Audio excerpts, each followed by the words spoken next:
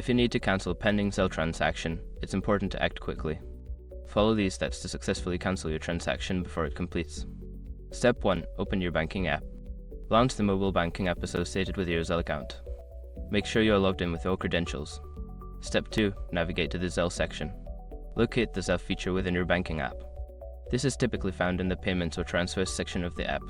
Step 3. Find pending transactions. Look for a section that lists your recent transactions. Identify the pending transaction you wish to cancel. It may be labeled as pending or in progress. Step 4. Select the transaction. Tap on the pending transaction to view more details.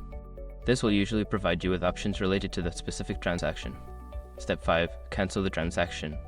If the option to cancel is available, select it. Follow any prompts to confirm the cancellation. If you do not see a cancel option, the transaction may have already been processed and you will need to contact your bank for further assistance. By following these steps, you can effectively cancel a pending Zelle transaction.